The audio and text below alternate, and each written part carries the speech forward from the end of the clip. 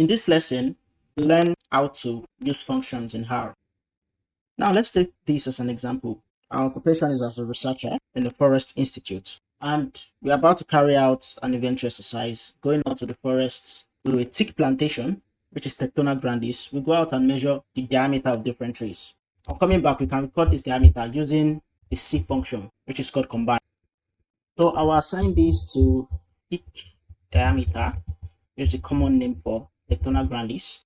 And we measure the first we measured 34.5, 34.2, 30.1, 60.1, which is odd, 23.7, 23.8, 29.9, 30.7, 45.3, 44.1, and 23.0.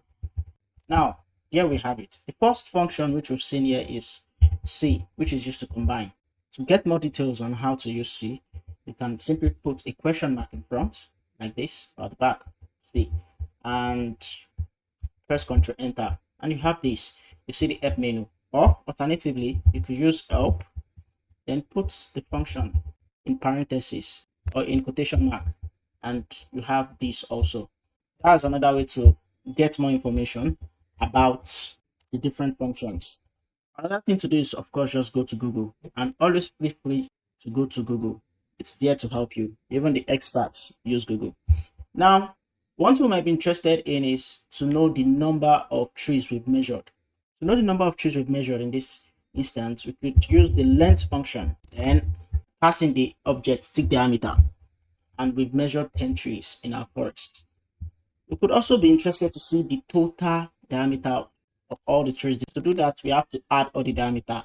One way to do it is to do 34.5 plus 34.2, but this will be laborious. A good way to go about this is to use the function sum, and with sum, simply pass the variable teak diameter, and we have a total of 355.7 cm in the forest. We could also be interested in the average diameter, and that's mean. Mean gives us the average diameter, and we pass this teak diameter into mean, and that's 35.57. What about the largest tree? We could use max teak diameter, and here we have it 60.1, and the smallest mean teak diameter 23. So these are functions that we use in measure of central tendency. We can also use median teak diameter also, and we have 32.45. And if we notice this, we can see that the mean and the median, they are not equal. But of course, we can as well just impute it and check using a code and check if the mean of teak diameter is equal to, remember in operators we covered this, then median also teak diameter. This way we can compare if they are equal. I'll see that yes, they are not equal. Then we can also compare to see if one is higher than the other. With this, we have some information about what we've measured in the forest. Let's see if it is greater than or equal to the median. And it's true, it's greater than, but it's not equal to. So let's remove the equal to. So it's indeed greater than. So since it's greater than, we have an idea that, okay, yes, maybe we'll have some large values. If it's lesser than, we have a very tiny value. Another function which we can use is standard deviation to see how far each point deviates from the mean of our observations, and that's 11.32.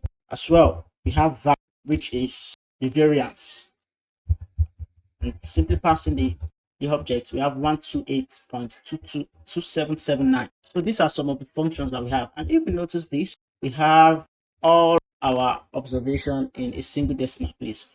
What about if we want to round it up to whole numbers? One way to do that is to use the round function, and with the round function we pass the teak diameter or our object, and we have this. But the round function gives us a lot of flexibility because it's having more arguments. Actually, all these functions are having extra arguments, but we'll get back to that in a bit. So with teak diameter, we can specify how many digits do we want to round it up to. It's already in 1 digit, so we can round it up to 2. And since in 1 digit, we can simply just round it up to 0, which will give us the same thing as removing this. Yeah. So the other thing we might be interested in is, we've seen We've had terms like round up, round down. And now to round down, can use the function floor. Floor 34.5. Oh, sorry, tick diameter, the object, and it will round it down. Now let's take a look at this. We have 34.5, and you'll be surprised that yes, why is this equating to 34 instead of 35? And that's because it is rounding down. You will see 30.7, we have 30 here, and that's because it's also rounding down. It doesn't care about the next number here, which is 29.9. In this instance, still rounding it down to 29. So it simply returns the whole number. To round up, we use ceiling. You round up from a decimal point of 0.5. But let's take a look at what we have here. We have 34.5, and it's equals to what? 35. And we have 23.9, we have 23. What about if we have, let's check ceiling, 34.4, we have 35. This is where it gets interesting. And that's why care must be taken when using this function. And 34.3, we still have 35, which means that what? It simply adds. We try ceiling 34.1. It's also 35.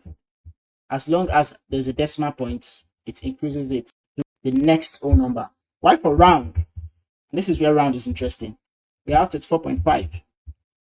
We have 34. See that it reduces it to just the whole number. But if we are to round 34.6, now we see we have 35. So if you are not bothered about the conversion from the decimal point, if it's greater than or lesser than 5, you can simply use ceiling to round up everything to the next whole number. Why? You can also round up according to the decimal point value. So this is another function you can include in your arsenal. Now the other thing I'll introduce to you is generating number, because there's a different lesson on that, but I will give a quick intro. For example, if you want to generate the number 1 to 10, you can simply press 1 and the colon 10.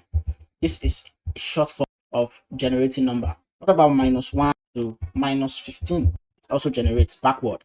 What about from 0 to -15? You see that it generates back, and -15 to 10, and we have it that way. So this creates a sequence of number. Another way you can generate sequence of numbers like this is to use the sec function, which stands for sequence. And the sec function is having 3 arguments: the from, the to, and the by. Now what from indicates is starting point, to is the end point, and by is what number you want to increase the sequence by. So to start, you can say, for example, from 10 to 20, and we increase by 1. Now this is interesting. Now I'll give you another example. We have from 10 to -9, then by equals 1. And once we enter this, we see we have an error. And the reason for this is because you can't increase a number that is moving backwards. You are moving from positive to negative. You can't increase by a positive. Instead, you increase by a negative. So changing this to -1, it gives us the results that we expect. Another thing to do is, there's a short form to do this. Instead of writing out the different arguments verbatim, you can as well do this 20, 10, 20, 31. And what this means is, I want to start from 20 and I want to end at 30, and I want you to increase it by 1. So there's something we can do with this now, looking how we can generate number using this type of function. It gives us more flexibility over using the colon. For example, I can create even numbers. Let's say we start from 0 to 100 and increase by 2. Now we have even numbers this way, and you can assign it if you wish. Even equals to this. Yeah, then even. Yeah, you have your even number. So a simple challenge for you would be to create odd numbers by yourself. Another interesting function that we could include to our arsenal is the core function. And what the core function does is simple correlation. So with the core, we can take, for example, the tick diameter, which we've assigned, and checking the length of tick diameter. So it's 10. So we can take another number, simply generate 1 to 10 from this part. So what core does is, it takes 2 arguments. The first one is the x, and the other one is the y, correlation. And here we have it, negatively correlated. So these are important tools, important functions that you can include in your Hasna and would help your analysis. In this lesson, we've been introduced to simple functions, especially those within this measure of central tendency. We saw how to round up numbers in different forms, rounding them down, rounding them up, and the usual round. And also we saw how to generate numbers in simple ways using the sec function and using the colon. In the next lesson, we are going to dive deep into generating numbers, different forms of numbers.